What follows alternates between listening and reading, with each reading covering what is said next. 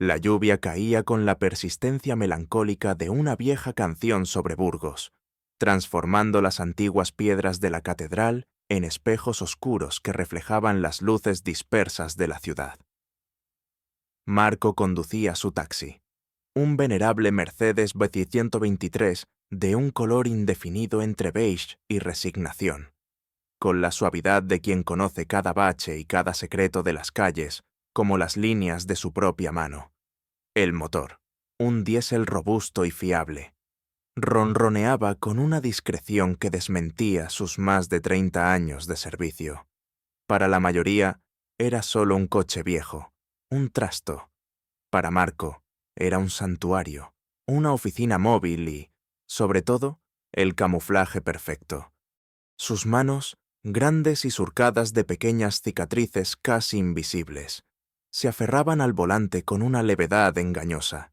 Vestía una camisa sencilla, unos pantalones oscuros y una chaqueta desgastada, el uniforme tácito de los luchadores nocturnos de la ciudad. Su rostro, marcado por el tiempo y por algo más profundo e indescifrable, rara vez revelaba emoción, pero sus ojos, de un gris acerado, lo absorbían todo con una calma vigilante que pocos se molestaban en notar. A sus 50 y tantos años, Marco había cultivado el arte de pasar desapercibido, de ser una sombra más en el tapiz urbano. Acababa de dejar a una pareja de turistas cerca del Arco de Santa María y ahora circulaba sin rumbo fijo, esperando la siguiente carrera, la radio, sintonizada en una emisora de música clásica a bajo volumen. Apenas lograba disipar el sonido hipnótico de los neumáticos sobre el asfalto mojado. Fue entonces cuando lo vio. Un hombre joven, de pie bajo el precario refugio de una marquesina de autobús frente a un hotel de lujo, gesticulando con impaciencia. Vestía un traje caro que la lluvia amenazaba con arruinar y un reloj de oro que brillaba incluso en la penumbra. Su cabello, engominado y perfecto, empezaba a sucumbir a la humedad. Marco detuvo el Mercedes con suavidad. El joven abrió la puerta trasera con un movimiento brusco, casi arrancándola, y se dejó caer en el asiento sin saludar. El aroma a colonia cara y a tabaco importado invadió el habitáculo, desplazando el leve olor a cuero viejo y a limpio que Marco mantenía con esmero. Al edificio Augusta, en la Avenida de la Paz. Y rápido, que llego tarde, espetó el hombre, su voz cargada de una arrogancia juvenil. Sacudió el agua de su paraguas plegable, salpicando el respaldo del asiento delantero. Marco asintió en silencio. Puso el intermitente y se incorporó al tráfico. Observó al pasajero por el rabillo del ojo a través del espejo retrovisor. Julián Valdés, o al menos así lo identificaría más tarde. Un tipo que exudaba riqueza y la clase de autoconfianza que a menudo provenía de no haber enfrentado jamás una verdadera adversidad. Julián recorrió el interior del coche con una mueca de desdén. «Vaya cafetera que se gasta, amigo», comentó, con una risa burlona. «¿Esto todavía pasa la inspección técnica? Pensé que los habían retirado todos para el museo». Marco no respondió. Había escuchado comentarios similares antes. La gente solía juzgar por las apariencias, y su Mercedes, aunque impecable en su mecánica, ciertamente no gritaba prosperidad. Era precisamente esa percepción la que le resultaba útil. «Debe ser duro ganarse la vida con esta tartana». Continuó Julián, claramente aburrido y con ganas de entretenerse a costa de alguien, con lo que saca al día, apenas le dará para gasolina y para dar gracias. Marco mantuvo la vista al frente, sus facciones impasibles. «El coche cumple su función, señor. Lleva a la gente a su destino». Su voz era grave, neutra. «Ya veo, un filósofo al volante», se mofó Julián. «Pues acelere un poco esa filosofía, que tengo prisa. Algunas personas sí tenemos cosas importantes que hacer. ¿Sabe?» El Mercedes se deslizó por las calles mojadas, su conductor imperturbable ante las provocaciones. Fue entonces cuando el teléfono de Julián sonó, una melodía estridente y moderna que rompió la quietud. «Sí», contestó Julián, su tono cambiando a uno más conspirador. «¿Está todo listo? Bien. Asegúrate de que la mercancía esté asegurada en el almacén del sector Cuervo antes de medianoche, y que nadie más sepa de la llegada del Gavilán. Si algo sale mal, ya sabes que el arquitecto no tiene paciencia para los errores. Tú y yo seríamos los primeros en pagar el pato». Hizo una pausa, escuchando. «No, nada de cabos sueltos, limpio y discreto. Nos vemos allí a la 1. Y recuerda, el silencio es oro». Colgó la llamada y soltó un bufido de satisfacción, ajeno por completo a la figura silenciosa al volante. Marco sintió una corriente eléctrica recorrerle la espina dorsal, una sensación casi olvidada que tensó cada músculo de su cuerpo. Mantuvo su respiración calmada, sus manos firmes en el volante, pero por dentro, una tormenta se había desatado. Sector Cuervo, el Gavilán, el arquitecto, nombres y lugares que resonaban en los rincones más oscuros de su memoria, fragmentos de una vida que creía haber dejado atrás, o al menos haber conseguido controlar desde las sombras. Sector Cuervo era el nombre en clave de un complejo de almacenes abandonados en las afueras de la ciudad, cerca del río Arlanzón, un lugar que él conocía demasiado bien. Había sido una de las primeras sedes operativas de la corporación en la región, antes de que la organización criminal extendiera sus tentáculos y se sofisticara. El arquitecto era el apodo de uno de los líderes más esquivos y brutales de la red, un hombre cuya existencia era casi un mito, incluso para muchos de sus miembros. Y el Gavilán, ese nombre le trajo un recuerdo amargo, la imagen de un cargamento especial, algo que la corporación valoraba por encima de muchas otras cosas. Este joven arrogante, Julián Valdés, con su traje caro y su lengua viperina, no era solo un niñato rico, era una pieza activa, quizás importante, en el engranaje de la misma organización que Marco había jurado desmantelar, ladrillo a ladrillo, desde que una tragedia personal lo había arrancado de sus filas y lo había puesto en el camino de una venganza fría y calculada. Una venganza que se había convertido en una misión de redención. La lluvia seguía golpeando el parabrisas, pero ahora Marco apenas la oía. Su mente trabajaba a una velocidad vertiginosa, analizando cada palabra, cada inflexión en la voz de Julián. El desprecio inicial que había sentido por el pasajero se transformó en un interés helado y profesional. Este encuentro casual, esta burla insignificante sobre un coche viejo, acababa de proporcionarle la primera pista sólida en meses, una posible brecha en la muralla de silencio que rodeaba las operaciones actuales de El Arquitecto. Llegaron al edificio Augusta, un moderno bloque de oficinas y apartamentos de lujo. Marco detuvo el coche con la misma suavidad de siempre. Julián sacó un fajo de billetes, extrajo uno de 50 euros y lo arrojó con displicencia en el asiento del copiloto. «Quédese con el cambio, abuelo, para que le eche gasolina a este cacharro o se compre una vida». Ni siquiera esperó una respuesta. Salió del coche, cerrando la puerta con un golpe que resonó en el interior del Mercedes. Marco observó cómo Julián Valdés desaparecía en el portal iluminado del edificio, su figura rezumando una confianza que pronto, esperaba Marco, se haría añicos. El joven no tenía ni la más remota idea de con quién acababa de compartir un trayecto. No sabía que el abuelo, al volante de la cafetera, era un hombre que había navegado por los círculos más peligrosos del crimen organizado. Un hombre con habilidades que harían palidecer al más curtido de los matones. Un ex agente secreto con una cuenta pendiente muy personal. Cuando la figura de Julián se perdió de vista, Marco recogió el billete, lo dobló cuidadosamente y lo guardó en su cartera. Luego, apagó la música clásica. El silencio en el coche se llenó de posibilidades, de planes que comenzaban a tomar forma.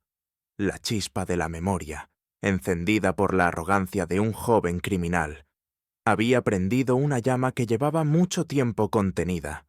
La caza, que había estado en suspenso, acababa de reanudarse. Y el viejo Mercedes, lejos de ser una tartana, sería una vez más el discreto instrumento de un depredador paciente y letal. El eco del portazo de Julián Valdés aún vibraba en el aire viciado del Mercedes cuando Marco arrancó. Alejándose del ostentoso edificio Augusta, no se dirigió a la parada de taxis ni buscó otra carrera. Sus movimientos eran ahora metódicos, imbuidos de un propósito renovado. Condujo por calles secundarias, esquivando las arterias principales de Burgos, hasta encontrar un rincón oscuro y tranquilo en un polígono industrial semiabandonado. No muy lejos del río Arlanzón, apagó el motor y las luces, sumergiendo el interior del coche en una oscuridad casi total, apenas rota por el resplandor lejano de una farola solitaria. La lluvia seguía cayendo, un tamborileo constante sobre el techo metálico. Cerró los ojos por un instante, no para descansar, sino para concentrarse. En la pantalla de su mente, rebobinó la conversación de Julián Valdés, cada palabra, cada inflexión. Sector Cuervo, el gavilán, el arquitecto, la mercancía, nombres en clave, jerga de un mundo que conocía íntimamente, un mundo del que había intentado escapar y que ahora se había propuesto destruir desde sus cimientos. Sector Cuervo. La sola mención de aquel lugar le erizó la piel. Un laberinto de naves industriales en desuso, un punto ciego en el mapa de la ciudad, perfecto para operaciones clandestinas. Había sido uno de los primeros nidos de la corporación en el norte de España, un lugar donde se habían cerrado tratos sangrientos y se habían silenciado traiciones. Marco lo sabía porque él mismo había estado allí, muchos años atrás, cuando su alma aún no estaba tan marcada. El arquitecto, un fantasma, una leyenda incluso dentro de la propia organización. Se decía que nadie conocía su verdadero rostro, que dirigía sus operaciones a través de intermediarios y mensajes encriptados, un estratega brillante y despiadado, responsable de la expansión y la sofisticación de la corporación, un hombre al que Marco nunca había visto, pero cuya sombra se había proyectado sobre su vida durante demasiado tiempo. Y el gavilán, ese nombre era más específico, más personal. No se refería a una persona, sino a un tipo de operación, un protocolo de alta seguridad para el transporte de activos de valor extremo, diamantes de sangre, prototipos tecnológicos robados, a veces incluso personas. Si el gavilán estaba en juego, significaba que la corporación movía algo grande, algo vital para sus intereses. La información que Julián Valdés había soltado con tanta displicencia era oro puro, una ventana inesperada a los planes actuales de El Arquitecto. Un torrente de imágenes y sensaciones, fragmentos de un pasado enterrado, asaltó la mente de Marco. Se vio más joven, con el cabello más oscuro y menos líneas de preocupación en el rostro, pero con la misma mirada acerada. Era Daniel Acosta entonces, agente de campo de una unidad de élite de inteligencia europea, especializada en operaciones encubiertas contra el crimen organizado transnacional.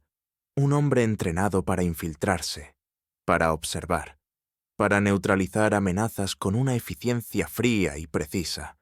Había sido uno de los mejores. Recordó la misión que lo había cambiado todo, infiltrarse en la corporación. Una organización entonces emergente pero ya temida por su brutalidad y su alcance. Su objetivo era identificar a sus líderes y desmantelar sus operaciones desde dentro. Durante meses, Daniel, bajo una identidad falsa, había navegado por las aguas turbias de la organización, ganándose la confianza de figuras clave, ascendiendo peldaños en su jerarquía. Había visto de cerca la corrupción, la violencia, la red de influencias que tejían en las altas esferas. Pero algo salió terriblemente mal. Una traición dentro de su propia agencia. Un topo vendido al mejor postor. Expuso su tapadera. Se encontró solo, cazado por sus antiguos compañeros que lo creían un renegado, y a la vez prisionero de la corporación, que vio en sus habilidades una herramienta valiosa. Le ofrecieron una elección simple: unirse a ellos o morir lentamente, con la agencia persiguiéndolo y sin nadie en quien confiar. Daniel Acosta murió simbólicamente ese día, y de sus cenizas nació una nueva identidad dentro de la red criminal. Un hombre que tuvo que usar su inteligencia y su entrenamiento para sobrevivir y escalar posiciones, siempre buscando una oportunidad, una fisura. Y así, durante años, vivió una doble vida, cada vez más enredado en la telaraña de la corporación. Aprendió sus códigos, sus rutas, sus debilidades. Conoció a sus verdugos y a sus víctimas. El cinismo y la desesperanza se habían convertido en sus compañeros más fieles, hasta que llegó Isabella Rossi. El nombre aún le provocaba un dolor sordo en el pecho. No era una agente, ni una criminal. Era una doctora voluntaria en un pequeño dispensario de un barrio marginal que la corporación utilizaba como tapadera para el blanqueo de capitales. Una mujer de una bondad y una valentía que contrastaban brutalmente con la oscuridad que la rodeaba. Marco, en una de sus funciones dentro de la organización, tuvo que supervisar ciertas inversiones en aquel barrio. La conoció por casualidad. Sus conversaciones, al principio breves y formales, se convirtieron en un oasis de humanidad en su existencia sombría. Isabella le recordaba todo lo que había perdido, todo lo que había dejado de ser. Pero la corporación no toleraba cabos sueltos, ni sentimentalismos. Cuando Isabella, con su innata curiosidad y su sentido de la justicia, empezó a hacer demasiadas preguntas sobre ciertas actividades sospechosas, se convirtió en un problema, y la corporación eliminaba sus problemas de forma expeditiva. Marco intentó protegerla, avisarla, sacarla de allí, pero sus esfuerzos fueron en vano. Una noche, el dispensario fue incendiado. Isabella murió entre las llamas, junto con varios de sus pacientes. Oficialmente, fue un accidente. Marco sabía la verdad. Sabía que la orden había venido de muy arriba, quizás del mismísimo arquitecto. La muerte de Isabella fue la gota que colmó el vaso, el catalizador que transformó su deseo de supervivencia en una sed insaciable de justicia, o quizás de venganza. Aquella noche, mientras contemplaba las ruinas humeantes del dispensario, juró que dedicaría el resto de su vida a destruir la corporación, a hacerles pagar por Isabella y por todas las vidas inocentes que habían segado. Fingió su propia muerte dentro de la organización, una maniobra arriesgada que casi le cuesta la vida, y desapareció, convirtiéndose en Marco, el taxista anónimo. Desde entonces, había vivido en las sombras, recopilando información, esperando pacientemente el momento adecuado para golpear. Su conocimiento interno de la corporación era su mayor arma, pero también su mayor peligro. Había dado pequeños golpes, desbaratado operaciones menores, siempre con cuidado de no exponerse prematuramente. Pero el arquitecto seguía siendo intocable. La cabeza de la hidra seguía intacta. La información de Julián Valdés era diferente. Era una conexión directa, una oportunidad de llegar más alto de lo que nunca había estado desde que comenzó su cruzada solitaria. El golpeteo de la lluvia sobre el techo del Mercedes pareció intensificarse. O quizás era el latido de su propio corazón. Abrió la guantera y sacó un pequeño cuaderno de notas y un bolígrafo desgastado. Bajo la tenue luz de la farola lejana, comenzó a escribir.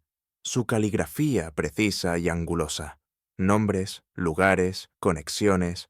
Sector Cuervo. El Gavilán. Medianoche. La 1. El arquitecto. Julián Valdés. Cada palabra era una pieza de un rompecabezas que empezaba a encajar. Sabía que el camino que tenía por delante sería peligroso, que se enfrentaría a fantasmas de su pasado y a enemigos implacables. Pero la imagen de Isabela, su sonrisa amable, su fe inquebrantable en la bondad, le dio fuerzas. No podía traerla de vuelta, pero podía honrar su memoria asegurándose de que aquellos que le arrebataron la vida pagaran por ello. La lluvia amainó ligeramente. Marco guardó el cuaderno. Arrancó el motor del Mercedes y salió del polígono industrial. Ya no era solo un taxista esperando la siguiente carrera. Era un cazador que había encontrado un rastro fresco, y el olor de la presa era inconfundible. La noche en Burgos acababa de volverse mucho más oscura, y para algunos, mucho más peligrosa. Los días que siguieron al encuentro con Julián Valdés se convirtieron para Marco en un meticuloso ejercicio de paciencia y observación, la esencia misma del cazador que acecha a su presa. Su viejo Mercedes dejó de ser simplemente un taxi para transformarse en un puesto de vigilancia móvil, una sombra discreta que se adhería a los movimientos del joven y arrogante miembro de la corporación. Marco conocía Burgos como la palma de su mano, no solo sus calles principales y monumentos turísticos, sino también sus rincones olvidados, sus callejones sin salida, los ángulos muertos, donde un coche aparentemente abandonado podía pasar horas sin llamar la atención. Aparcaba a distancias estratégicas, utilizando los reflejos de los escaparates o los retrovisores de otros vehículos para seguir los pasos de Julián Valdés, desde que salía de su lujoso apartamento en el edificio Augusta hasta que se internaba en exclusivos restaurantes, gimnasios de élite o discretos clubes privados donde se cerraban negocios turbios al amparo de la noche. Observó las rutinas de Valdés, sus horarios, sus compañías habituales, un séquito de jóvenes igualmente ostentosos y un par de guardaespaldas con aspecto de matones profesionales, entre los que destacaba un hombre corpulento y de rostro brutal, al que Marco pronto identificaría como Víctor Morales, la mano derecha de Julián. Los lugares que frecuentaba, anotaba matrículas, memorizaba caras, registraba patrones. Su mente, entrenada durante años para el análisis y la infiltración, procesaba cada detalle, por insignificante que pareciera, buscando conexiones, debilidades. Una noche, armado con una pequeña cámara de alta sensibilidad y unos prismáticos de visión nocturna, reliquias de su vida anterior, cuidadosamente ocultas en un compartimento secreto bajo el asiento del Mercedes. Marcos se aventuró a explorar el sector Cuervo. El complejo de almacenes se alzaba como un esqueleto monstruoso contra el cielo plomizo, un laberinto de edificios decrépitos y patios invadidos por la maleza. La valla perimetral estaba rota en varios puntos, y la única seguridad aparente eran un par de cámaras oxidadas y probablemente fuera de servicio. Se movió con la agilidad silenciosa de un felino, sus pasos apenas audibles sobre la grava y los cristales rotos. Localizó el almacén principal, el único que parecía tener alguna actividad reciente, huellas de neumáticos frescos en el barro, un generador eléctrico que zumbaba débilmente en la distancia, y una luz tenue que se filtraba por una ventana mugrienta. Durante horas, observó desde la oscuridad, registrando los movimientos de los guardias, pocos y aparentemente descuidados, las posibles entradas y salidas, los puntos ciegos de vigilancia. No intentó entrar. Aún no. La paciencia era su mejor aliada. Paralelamente a la vigilancia directa, Marco comenzó a tirar de los hilos de su pasado, una tarea delicada y llena de riesgos. Algunos de sus antiguos contactos en los bajos fondos estaban muertos, otros encarcelados, y los pocos que quedaban libres probablemente no se fiarían de un fantasma resucitado. Aún así, utilizando viejos códigos y canales seguros que solo unos pocos conocían, logró establecer una comunicación tentativa con Murciélago, un antiguo informador con una habilidad prodigiosa para conseguir datos clasificados y rumores del submundo. La respuesta de Murciélago fue escueta y cautelosa, pero contenía una pepita de oro, confirmaba que el arquitecto había reactivado viejas rutas y contactos en el norte, y que se rumoreaba un gran movimiento, algo relacionado con tecnología punta o armamento ligero. Para ser exactos, la mención de El Gavilán, por parte de Julián, cobraba ahora un sentido más siniestro. Una tarde, mientras seguía a Julián Valdés por el centro de la ciudad, Marco notó algo inusual. Una mujer joven, de unos 30 años, con una cámara fotográfica profesional con un potente teleobjetivo.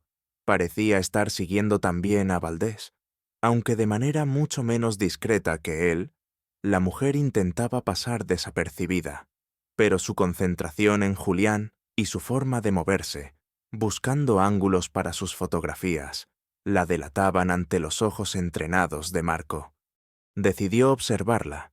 La siguió durante un par de horas. La vio tomar fotografías de Valdés entrando en un edificio de oficinas que Marco sabía que albergaba varias empresas tapadera de la corporación. La vio tomar notas apresuradamente en una libreta, con el ceño fruncido por la concentración.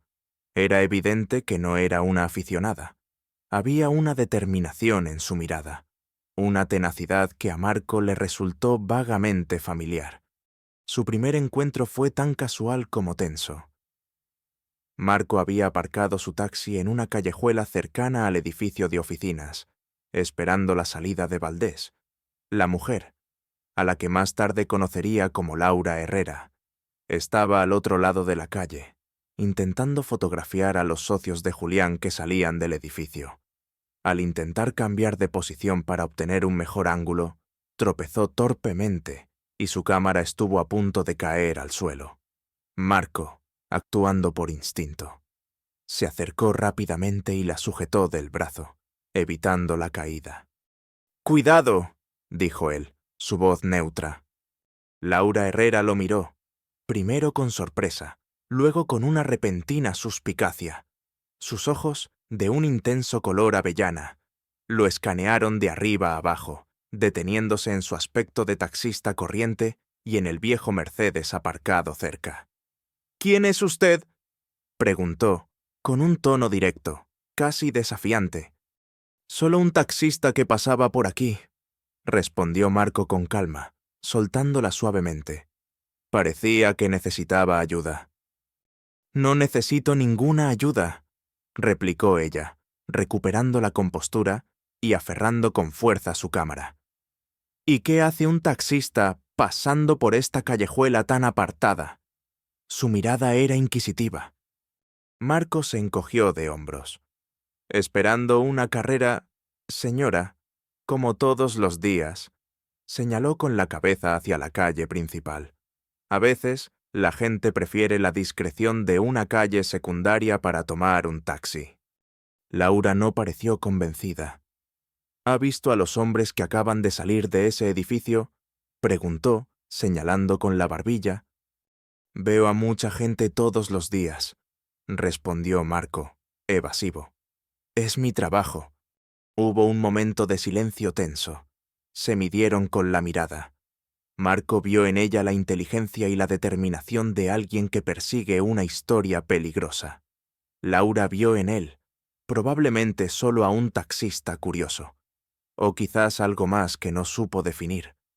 «Bueno, gracias por nada», dijo finalmente Laura, con un deje de sarcasmo. Se ajustó la correa de la cámara al hombro y se alejó rápidamente, lanzando una última mirada recelosa por encima del hombro. Marco la observó marcharse. Laura Herrera, periodista de investigación, a juzgar por su equipo y su actitud, y estaba investigando a Julián Valdés. Interesante. Podría ser una complicación, una amenaza para su propia operación encubierta. O, quizás, una aliada inesperada. Por ahora, era un factor más a tener en cuenta, una variable en la compleja ecuación que estaba tratando de resolver. Los días siguientes. Marco continuó su paciente labor de zapa. Descubrió que Julián Valdés y Víctor Morales hacían visitas nocturnas frecuentes al sector Cuervo, siempre con un fuerte dispositivo de seguridad, aunque discreto. Logró interceptar fragmentos de comunicaciones encriptadas, utilizando un viejo escáner modificado, pero el cifrado era demasiado avanzado para descifrarlo por completo sin ayuda especializada. La información de Murciélago, aunque útil, era fragmentaria. Necesitaba acercarse más, encontrar una fisura.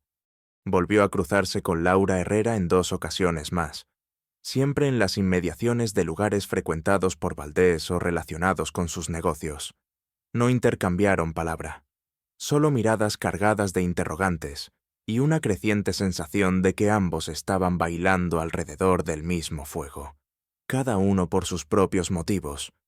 La paciencia del cazador estaba siendo puesta a prueba. Marco sabía que no podía precipitarse. Un movimiento en falso, y todo su esfuerzo de años podría venirse abajo. Pero la información obtenida de Julián, la actividad en el sector Cuervo, los rumores del Gavilán, todo apuntaba a que algo grande estaba a punto de suceder. Y él tenía que estar preparado para cuando la presa, finalmente, cayera en la trampa que con tanta meticulosidad estaba preparando. La ciudad de Burgos, con su apariencia tranquila y provinciana, ocultaba una guerra secreta en sus entrañas, y Marco estaba en el corazón de esa guerra.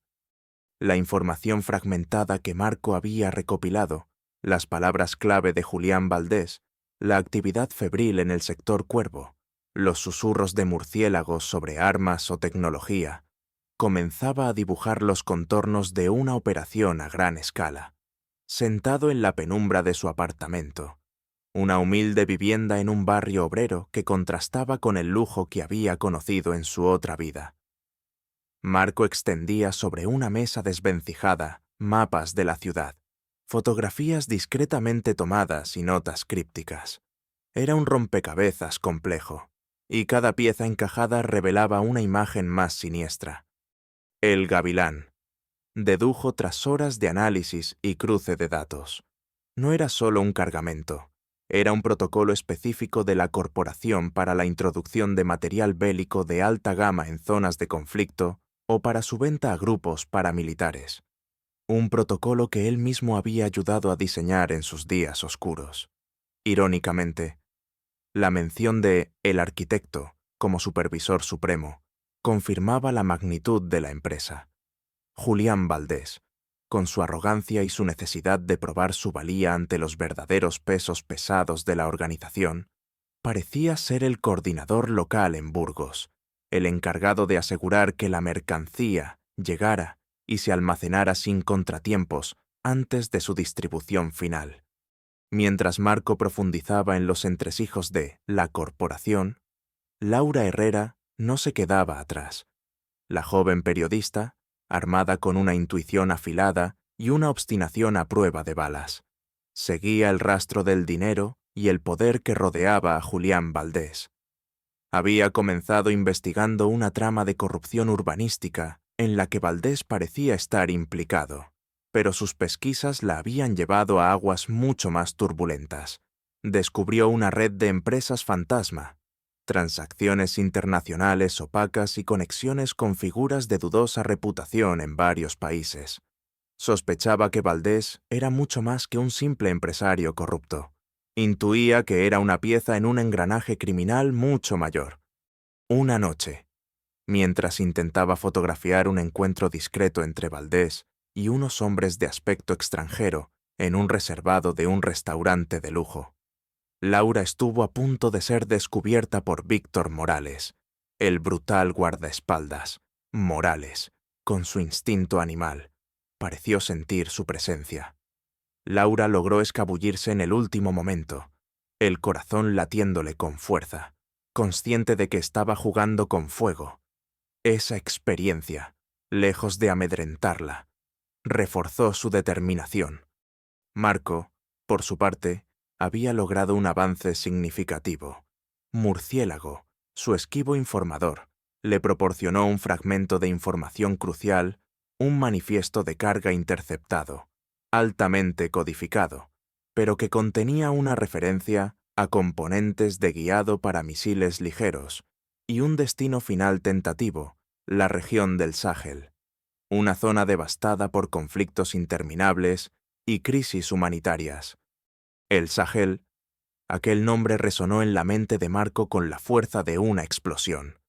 Isabella Rossi había pasado 2 años de su vida como voluntaria en un campo de refugiados en esa misma región, luchando contra la enfermedad, la desnutrición y los efectos devastadores de una guerra civil alimentada por el tráfico ilegal de armas.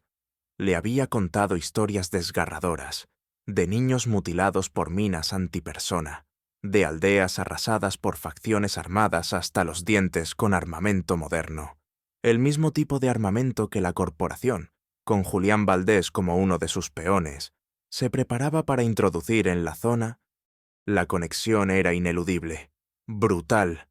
La sangre le hirvió en las venas. Su misión, ya de por sí personal, adquirió una nueva dimensión de urgencia y furia justiciera. No se trataba solo de vengar la muerte de Isabella.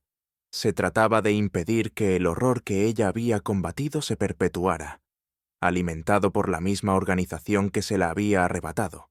El recuerdo de su sonrisa, de su fe inquebrantable en la humanidad, se convirtió en un acicate aún más poderoso. Esto no era solo desmantelar una red, era detener una atrocidad inminente.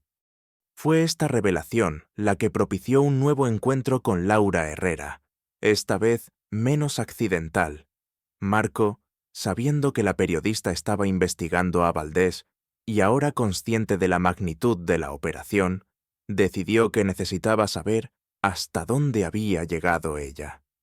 Quizás, solo quizás, podrían ayudarse mutuamente, aunque la idea de confiar en alguien iba en contra de todos sus instintos de supervivencia. La encontró una tarde en una pequeña biblioteca pública, revisando archivos de empresas en un ordenador. Se acercó a ella con su habitual discreción de taxista. «Señorita Herrera», dijo en voz baja. Laura se sobresaltó, cerrando instintivamente la pantalla de su portátil. Al reconocer a Marco, su expresión pasó de la sorpresa a la cautela. «¿Otra vez usted me está siguiendo? ¿Acaso...?» «Necesitamos hablar», dijo Marco, sin rodeos, «sobre Julián Valdés y sus negocios». «No sé de qué me habla», replicó ella, aunque sus ojos la traicionaban. «Sé que lo está investigando», insistió Marco, «y sé que se está acercando a algo muy peligroso, mucho más de lo que imagina». Hizo una pausa. «Valdés no es solo un corrupto, es parte de algo mucho más grande, algo relacionado con el tráfico de armas a gran escala». Laura lo miró fijamente, evaluándolo. «¿Y cómo sabe usted tanto, señor taxista?» Su tono era escéptico, pero había una nota de curiosidad en él.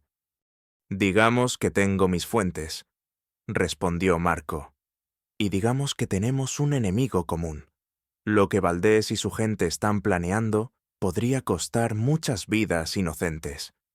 La imagen de Isabella cruzó su mente. Vidas en lugares como el Sáhel, por ejemplo. La mención del Sáhel pareció tocar una fibra sensible en Laura. Ella misma había cubierto historias sobre crisis humanitarias en África. «¿Tiene pruebas de lo que dice?» Marco dudó un instante. Confiar era un riesgo, pero la magnitud de lo que estaba en juego y la evidente determinación de Laura lo impulsaron a dar un pequeño paso. Sacó una fotografía borrosa, tomada con teleobjetivo, del sector Cuervo, donde se apreciaba la descarga de unas cajas de aspecto militar durante la noche. «Esto es el sector Cuervo. Valdés y sus hombres han estado muy activos allí últimamente, y lo que guardan no son precisamente caramelos». Laura examinó la fotografía con atención. «¿Y qué propone? Que unamos nuestras fuerzas como en las películas». Una sonrisa irónica asomó a sus labios. «No propongo nada», dijo Marco. Solo le ofrezco información y una advertencia. Tenga cuidado. Estas personas no juegan, y si sigue hurgando sola, podría acabar muy mal. Se levantó para marcharse. Si decide que le interesa saber más y está dispuesta a ser discreta, mañana a las 10, en el café de la Plaza Mayor, mesa del Rincón. Sin esperar respuesta, Marco se alejó, dejando a Laura Herrera sumida en sus pensamientos, con la fotografía en la mano y una nueva y alarmante perspectiva sobre la historia que perseguía. Marco regresó a su coche. La conexión con Laura era un cabo suelto, un riesgo calculado, pero también era una posibilidad. La corporación era un monstruo con muchos tentáculos. Él era solo un hombre. Quizás, solo quizás, no tendría que enfrentarlo completamente solo. La oportunidad de oro para golpear a la organización estaba cerca, y el recuerdo de Isabela le exigía no fallar. La maquinaria de la corporación avanzaba, pero la del cazador solitario, ahora quizás no tan solitario, también estaba en marcha. El café de la Plaza Mayor estaba concurrido a las 10 de la mañana. El murmullo de las conversaciones y el tintineo de las tazas creando una banda sonora urbana y anónima, perfecta para un encuentro discreto. Marco llegó puntual, eligiendo, como había sugerido, la mesa más apartada del rincón, desde donde podía controlar todas las entradas y salidas. Pidió un café solo y esperó. Laura Herrera apareció 5 minutos más tarde. Sus ojos avellana barrieron el local antes de posarse en él. Se acercó con paso decidido, aunque Marco pudo percibir una tensión subyacente en sus movimientos. Llevaba una bandolera cruzada sobre el pecho, probablemente con su cámara y una grabadora. «Creí que no vendría», dijo Marco a modo de saludo cuando ella se sentó. Su fotografía del sector Cuervo era persuasiva, admitió Laura, sin preámbulos. Y su mención del Ságel. He estado investigando los negocios de Valdés durante meses. Sé que está metido en algo sucio, pero el tráfico de armas es un nivel completamente diferente. Apoyó los codos en la mesa, inclinándose ligeramente hacia él. ¿Qué sabe exactamente? ¿Y quién es usted en realidad? Aparte de un taxista con un olfato peculiar para los problemas. Marco sopesó sus palabras. La confianza era un lujo que rara vez se permitía, pero la situación era crítica. Soy alguien que conoce a la corporación desde dentro, dijo finalmente. Una verdad a medias que era más que suficiente. Sé cómo operan, sé quiénes son sus principales actores, y sé que lo que preparan en el sector Cuervo, la operación El Gavilán, es grande y sangriento. Julián Valdés es solo un peón ambicioso, pero un peón clave en esta jugada. Durante la siguiente hora, en voz baja y con la cautela de dos conspiradores, intercambiaron información. Laura compartió sus hallazgos sobre la red de empresas pantalla de Valdés, los movimientos financieros sospechosos, sus conexiones con políticos locales corruptos. Marco, por su parte, le proporcionó detalles sobre la estructura interna de la corporación, el papel del arquitecto como mente en la sombra y la naturaleza probable del cargamento de El Gavilán. No se prometieron lealtad eterna ni amistad. Acordaron una colaboración pragmática, un intercambio de información con un objetivo común: desbaratar los planes de Valdés y exponer a la corporación. Establecieron un sistema de comunicación seguro, utilizando teléfonos de prepago y puntos de encuentro discretos. Laura, con sus contactos en ciertos medios y su habilidad para la investigación digital, podría acceder a información que para Marco era más difícil de obtener. Marco, con su experiencia de campo y su conocimiento íntimo del enemigo, podría interpretar las pistas y anticipar sus movimientos. Eran, como bien dijo Laura, una extraña pareja, un taxista con un pasado oscuro y una periodista con un futuro incierto si se adentraba demasiado en aquel nido de víboras. La danza de las sombras había comenzado. En los días siguientes, Marco intensificó su vigilancia sobre el sector Cuervo y los movimientos de Julián Valdés y su lugarteniente, Víctor Morales. Notó un aumento en la seguridad alrededor del almacén principal.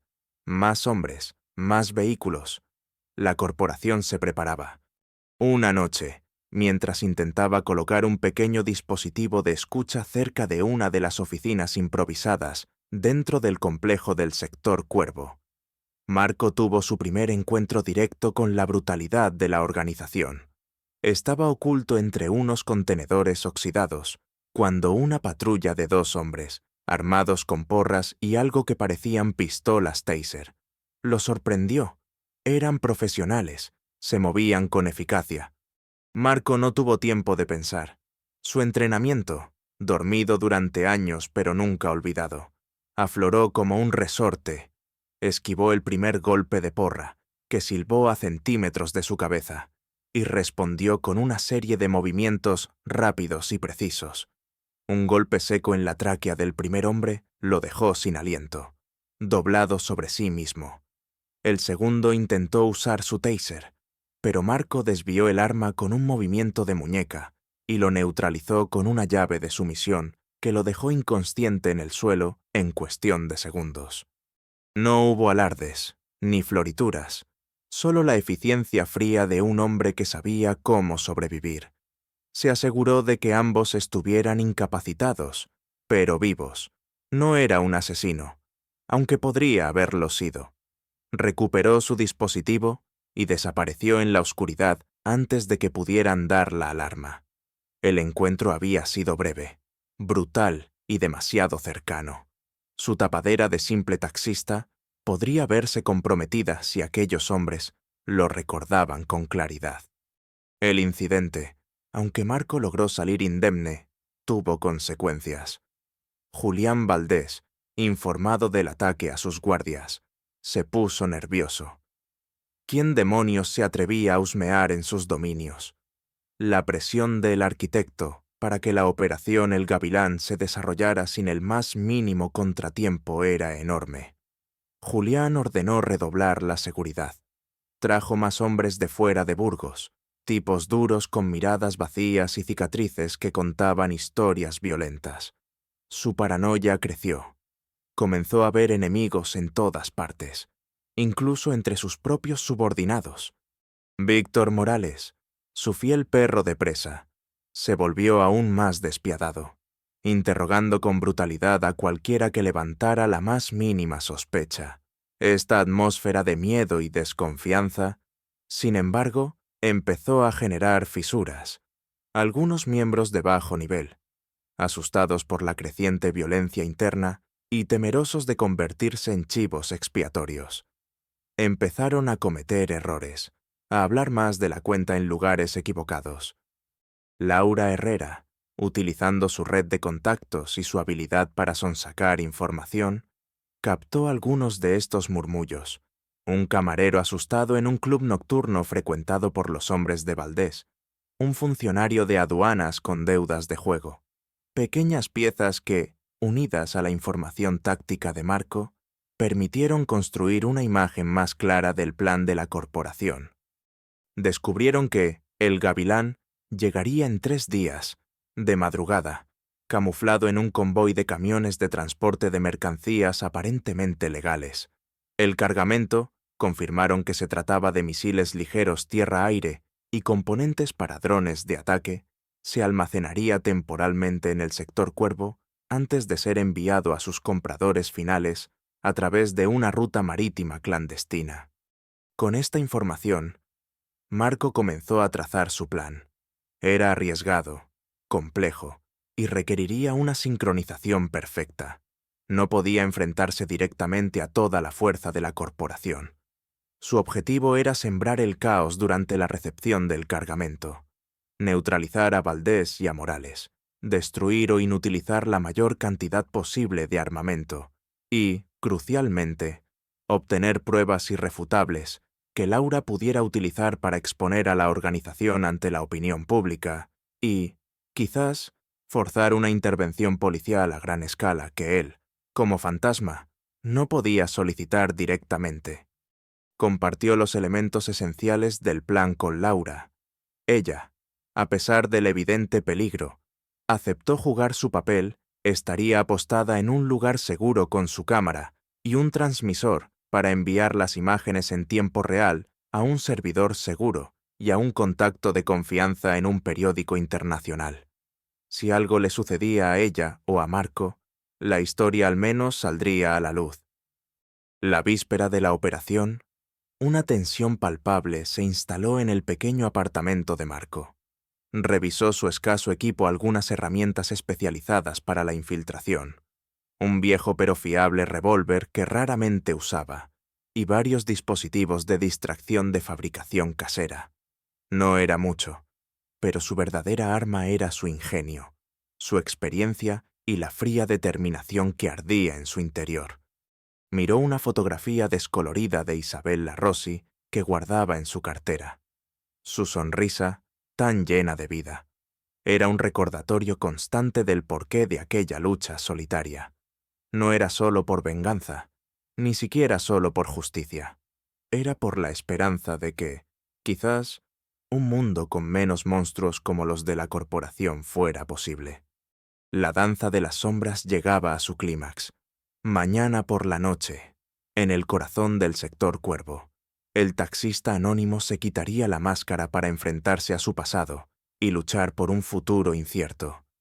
El tablero estaba dispuesto, las piezas se movían, y la tormenta estaba a punto de desatarse. La noche era una mortaja de tinta extendida sobre el sector Cuervo. La lluvia había cesado, pero el aire seguía cargado de humedad y del olor metálico de la herrumbre y el abandono. En el corazón del laberíntico complejo de almacenes, la nave 7, la más grande y mejor conservada, bullía con una actividad febril y sigilosa. Potentes focos halógenos, alimentados por un generador ruidoso, desgarraban la oscuridad, iluminando un muelle de carga improvisado donde varios camiones de gran tonelaje, con logotipos de una empresa de transportes ficticia, esperaban en silencio. Julián Valdés, vestido con una costosa chaqueta de cuero negro que contrastaba con su habitual elegancia de ejecutivo, supervisaba la operación con una mezcla de excitación nerviosa y arrogancia. A su lado, Víctor Morales, con su imponente presencia y una escopeta de cañones recortados colgando de su hombro. Observaba a los hombres que se movían con rapidez, descargando cajas largas y pesadas de los camiones. Eran mercenarios contratados, tipos duros de diversas nacionalidades, eficientes y silenciosos. El arquitecto no toleraba errores, y Julián estaba decidido a que esta noche fuera su consagración dentro de la corporación. El gavilán estaba a punto de desplegar sus alas. A unos 200 metros de distancia, oculta en el esqueleto de un edificio de oficinas en ruinas que ofrecía una vista privilegiada de la nave, 7 Laura Herrera sentía el frío de la noche calarle los huesos. Aferraba su cámara con teleobjetivo, el ojo de cristal apuntando directamente a la escena iluminada. Un pequeño micrófono direccional captaba los sonidos apagados de la operación. Su corazón latía con fuerza contra sus costillas, una mezcla de miedo y la adrenalina del periodista que estaba a punto de conseguir la historia de su vida, o de perderla. Había activado el transmisor satelital, enviando un flujo constante de imágenes y audio a un servidor seguro. Si algo salía mal, al menos el mundo sabría. Mientras tanto, Marco se movía por las sombras del sector Cuervo con la pericia de un espectro. Su viejo Mercedes estaba aparcado a más de 1 kilómetro de distancia, oculto en un bosquecillo. Había llegado a pie, vestido completamente de negro, su rostro endurecido por la determinación. Conocía cada rincón de aquel lugar, cada pasadizo secreto, cada punto débil. Durante años, había estudiado los planos originales, las modificaciones, las rutinas. Esta noche, ese conocimiento era su mejor arma. Su primer objetivo fue el generador que alimentaba los focos de la nave 7. Se deslizó entre contenedores abandonados y montañas de escombros. Evitando las patrullas periféricas que Valdés había dispuesto, localizó el generador, un armatoste ruidoso y vulnerable. un corte preciso en los cables de alimentación principal, realizado con una herramienta aislante y un pequeño dispositivo incendiario de acción retardada colocado estratégicamente. No buscaba una explosión espectacular, sino un apagón y un incendio controlado que sembrara la confusión en el momento oportuno. Luego, se dirigió hacia los puntos de acceso secundarios de la nave 7.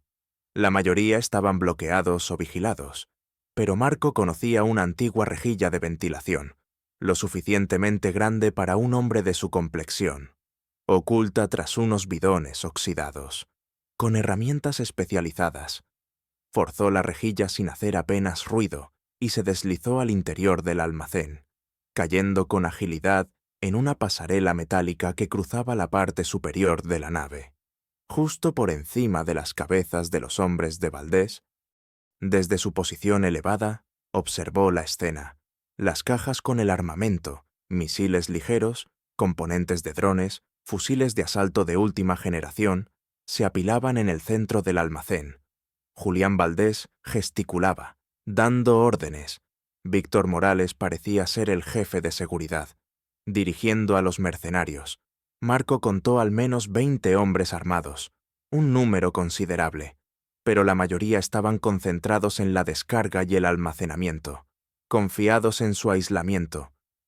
Era el momento, extrajo de su bolsillo un pequeño control remoto. Abajo, Laura Herrera vio a través de su objetivo cómo las luces de la nave 7 parpadeaban y se apagaban de golpe, sumiendo la escena en una oscuridad casi total, solo rota por los faros de los camiones. Un instante después, un resplandor anaranjado surgió de la parte trasera de la nave, seguido de una columna de humo denso. Gritos de sorpresa y confusión se elevaron en la noche. «¡Qué demonios!», rugió Julián Valdés, desconcertado. «Morales, averigua qué pasa». En medio del caos inicial, Marco descendió de la pasarela utilizando una cuerda delgada y resistente que llevaba enrollada a la cintura. Aterrizó en silencio detrás de una pila de cajas, justo cuando varios mercenarios corrían hacia la zona del generador. Era su oportunidad. Se movió con una velocidad y una precisión letales. Su objetivo no era matar indiscriminadamente, sino neutralizar, incapacitar, sembrar el pánico. Utilizó las sombras, el entorno, su conocimiento del combate cuerpo a cuerpo. Un golpe en la nuca aquí, una llave de estrangulamiento allá, un desarme rápido. Los mercenarios, sorprendidos en la oscuridad y la confusión, caían uno tras otro, sin saber qué los golpeaba. Víctor Morales, con su instinto de bestia acorralada, se dio cuenta de que aquello no era un simple accidente. «¡Nos atacan!», gritó, su vozarrón resonando en la nave. «¡A cubierto! ¡Protejan el cargamento!». Agarró su escopeta y empezó a disparar a las sombras, al azar, sus detonaciones retumbando como truenos. Julián Valdés, presa del pánico, intentó buscar refugio detrás de uno de los camiones. Veía cómo su operación perfecta se desmoronaba, cómo su oportunidad de impresionar a el arquitecto se convertía en una pesadilla. Marco, aprovechando la distracción creada por Morales, se abrió paso hacia el centro del almacén, donde se apilaba el armamento. Su plan no era robarlo, sino inutilizarlo. Había preparado pequeñas cargas de fósforo blanco, diseñadas para quemar y destruir componentes electrónicos sensibles sin causar una explosión masiva que pudiera alertar a toda la ciudad. Empezó a colocar las cargas en las cajas estratégicas. Laura, desde su puesto de observación, no podía creer lo que veía. Un solo hombre, moviéndose como una sombra, estaba desmantelando una operación de mercenarios fuertemente armados. Comprendió entonces que el taxista era mucho más de lo que aparentaba. Siguió grabando, sus manos temblorosas pero firmes. Víctor Morales, enfurecido, localizó a Marco entre las cajas. «¡Tú!», rugió, reconociendo la figura oscura que se movía con tanta eficacia. Se lanzó hacia él, disparando su escopeta. Marco rodó por el suelo, esquivando los perdigones por milímetros. El enfrentamiento era inevitable. Morales era una mole de músculos y furia, pero Marco era un torbellino de técnica y experiencia. La lucha fue brutal, salvaje, un choque de titanes en la penumbra del almacén. Puñetazos, patadas, el ruido de cuerpos golpeando contra el metal y la madera. Finalmente, Marco logró desarmar a Morales y, tras una finta, lo golpeó con la culata de la propia escopeta del matón en la sien, dejándolo tendido en el suelo, inconsciente. Solo quedaba Julián Valdés. Marco lo encontró acurrucado detrás de las ruedas de un camión, temblando como una hoja. Al ver acercarse la figura oscura de Marco, Valdés intentó sacar una pequeña pistola automática que llevaba oculta en el tobillo, pero Marco fue más rápido. De una patada, le hizo volar el arma de la mano. ¿Quién eres?, balbuceó Julián, el terror desfigurando sus facciones. Marco se acercó, su rostro apenas visible en la oscuridad, pero sus ojos grises brillaban con una intensidad helada. «Alguien a quien subestimaste», dijo, su voz grave y tranquila. «Alguien a quien despreciaste por su coche viejo». Una chispa de reconocimiento, de incredulidad absoluta. Cruzó los ojos de Julián Valdés. El taxista susurró, como si no pudiera creer lo que veía. «No, no puede ser». La arrogancia se desvaneció, reemplazada por un pánico abyecto al comprender la magnitud de su error. La identidad del hombre que estaba a punto de destruir su mundo. «Las apariencias engañan, Valdés», dijo Marco. Activó el temporizador de las cargas de fósforo. «Y tu tiempo se ha acabado». En ese momento, a lo lejos, se escuchó el ulular creciente de sirenas. Laura, cumpliendo su parte del plan, había realizado una llamada anónima a una unidad de la Guardia Civil conocida por su integridad, alertando sobre un tiroteo y actividad sospechosa en el sector Cuervo. Marco no esperó más. Agarró a un Julián Valdés paralizado por el terror y lo arrastró fuera de la nave 7, justo cuando las primeras llamas empezaban a brotar de las cajas de armamento. La operación El Gavilán había sido abortada. El imperio de Valdés en Burgos se derrumbaba entre humo y sirenas. El cazador había cobrado su presa. El ulular de las sirenas se acercaba con rapidez, cortando la quietud neestestvenae de la noche en el sector Cuervo.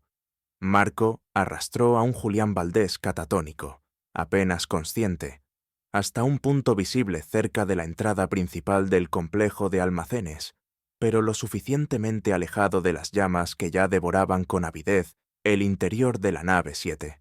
Lo dejó allí, una figura patética desplomada en el barro, el otrora arrogante criminal reducido a un guiñapo tembloroso.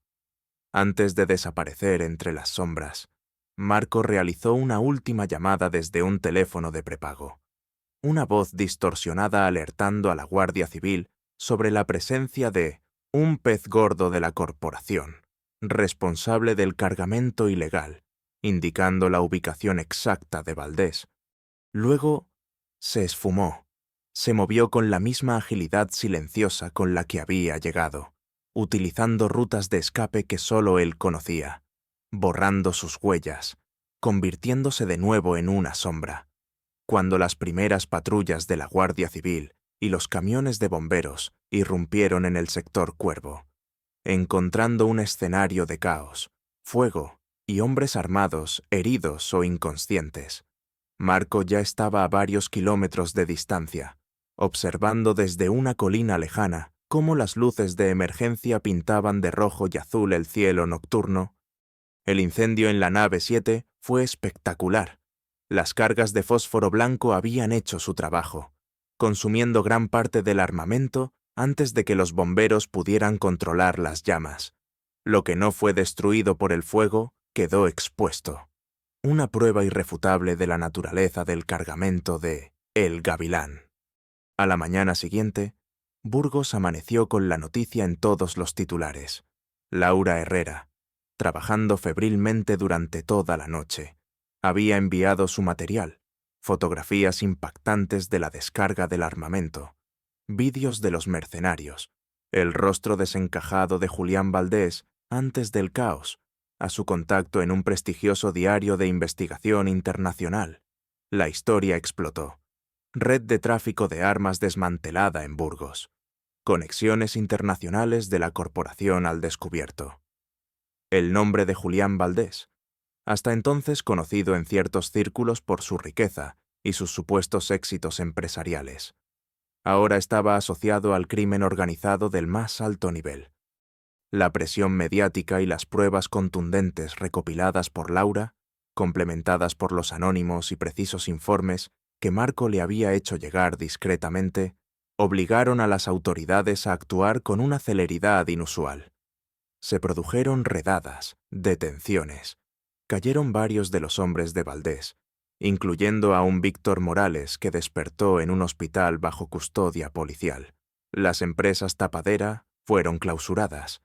La célula de la corporación en Burgos, tan cuidadosamente construida por Julián Valdés para impresionar a el arquitecto, había sido decapitada y desarticulada en cuestión de horas.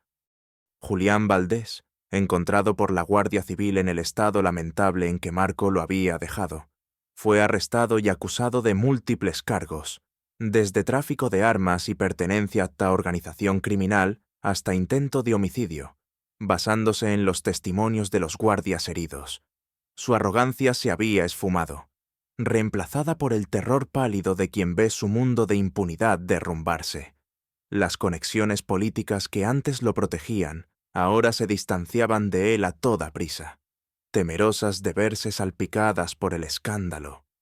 Marco siguió las noticias desde la distancia, a través de los periódicos que compraba en kioscos anónimos o de las radios de los bares donde tomaba un café solo por las mañanas. Cada titular, cada arresto, era una pequeña victoria, una muesca más en la cuenta pendiente que tenía con la corporación. Unos días después, cuando el frenesí mediático comenzaba a amainar ligeramente, Marco condujo su viejo Mercedes hasta un pequeño cementerio en las afueras de la ciudad. No era donde Isabela Rossi estaba enterrada. Su cuerpo nunca había sido recuperado de las cenizas del dispensario en el Sahel, pero había allí un rincón tranquilo, bajo un ciprés centenario, donde él había colocado una simple placa de mármol sin nombre, solo con una fecha, la fecha en que ella murió. Se sentó en un banco cercano, el sol de la mañana filtrándose entre las hojas del ciprés. No rezó. No era un hombre de rezos. Simplemente se quedó allí, en silencio, sintiendo el peso de los recuerdos. La operación en el sector Cuervo no había borrado el dolor de su pérdida, pero había traído consigo una cierta sensación de justicia cumplida, de deber realizado. Las armas que podrían haber causado tanto sufrimiento en lugares como el que Isabela había intentado sanar, ahora eran solo cenizas y metal retorcido, por ella, y por todos los inocentes cuyas vidas habían sido truncadas o arruinadas por la codicia de la corporación. Sabía, sin embargo, que la guerra no había terminado. El arquitecto seguía ahí fuera, en algún lugar, moviendo sus hilos desde las sombras. La corporación era una hidra de muchas cabezas.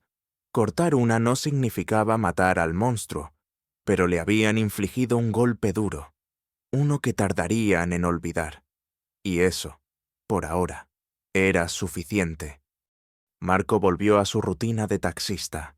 Las calles de Burgos seguían siendo las mismas. Los clientes seguían subiendo y bajando de su Mercedes, la mayoría ajenos al drama secreto que se había desarrollado en sus entrañas. Pero algo había cambiado en él. Había una quietud en su mirada, una resolución más profunda. La carga que llevaba sobre sus hombros parecía un poco menos pesada. Una tarde, encontró un sobre sin remitente metido bajo el limpiaparabrisas de su taxi. Dentro, solo había un recorte de periódico, el artículo principal de Laura Herrera, con su firma bien visible.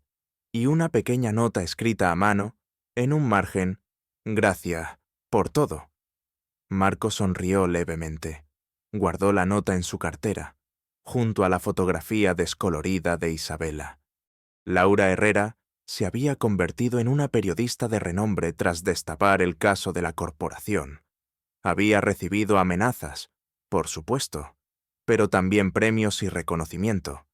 Siguió investigando, con la misma tenacidad y valentía, otras tramas de corrupción y crimen. Sus caminos y los de Marco probablemente no volverían a cruzarse de forma directa. Pertenecían a mundos diferentes, aunque hubieran luchado brevemente del mismo lado. La vida de Marco continuó en su discreta dualidad. De día, el taxista anónimo. De noche, el vigilante silencioso. Siempre alerta, siempre observando. La paz que había encontrado era incierta, frágil, como la calma que precede a una nueva tormenta. Sabía que su pasado como Daniel Acosta y su presente como justiciero solitario siempre serían una sombra que lo acompañaría. Pero mientras conducía su viejo Mercedes por las calles de Burgos, al caer la tarde, con la luz dorada del atardecer bañando las antiguas piedras, Marco sintió, por primera vez en mucho tiempo, algo parecido a una esperanza serena. Había cenizas de un pasado doloroso, sí, pero también la promesa de un nuevo amanecer, uno en el que, quizás, su lucha solitaria podría marcar una pequeña diferencia. El motor de su viejo coche ronroneaba con familiaridad, un compañero fiel en un viaje que aún no había terminado. El cazador descansaba, pero no bajaba la guardia. Nunca.